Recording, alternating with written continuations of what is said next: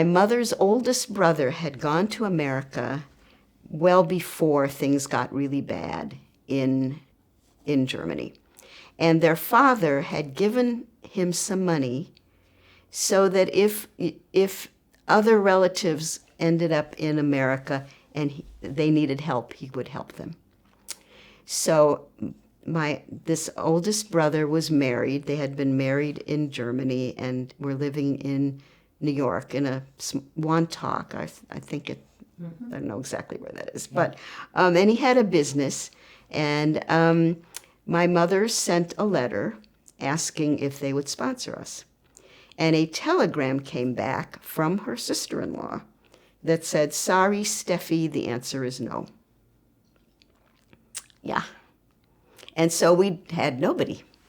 And so by 1948, it was Hayes that was bringing refugees to America, and it was Jewish Family Service that was going to take care of us until my father could.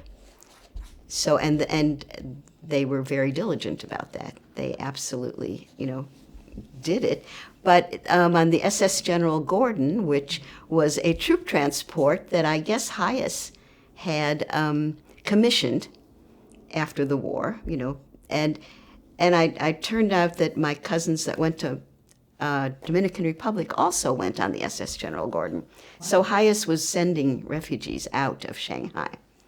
And my sister was only a year old, so my mother and my sister got to go first class. My father and I went steerage, went third class, and I went with the women and he with the men. So I was all alone. You're 7.5 years old and you're all alone? Well, yeah, but it was communal living and everybody spoke German. I did not feel, it was not strangers. I didn't know them, but it was like what I had been used to. You're used to being around a lot of adults. Yes. Yeah. And they said the only thing I lost was one pair of socks. Considering, and during the day we could stay with my mother in her, she had a little balcony and everything. But it seemed like they could have let the 7.5-year-old go with her as well. Still pretty young. Yeah. Yeah. But anyway, again, this didn't seem strange to me. And then the ship landed, it docked in Honolulu. And the Jewish community in Honolulu invited, they had like a cookout, on their any of the refugees on the ship could come, and they entertained us during the day and made food. And a family with children living there came up to my parents and said they wanted to take me on a hike, And my mother said, sure, and I said, okay.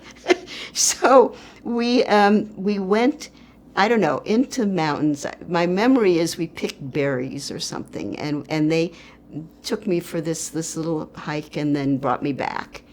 And in Honolulu, in the Honolulu area. Yeah. Picking berries. Right. And so that must have seemed like a delicacy. It was lovely.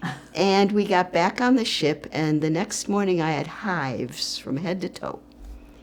And my eyes were squinched shut. I looked like I was Chinese. Yeah. And like it was frog. Yeah. And it was like a day and a half to San Francisco, and they were very worried.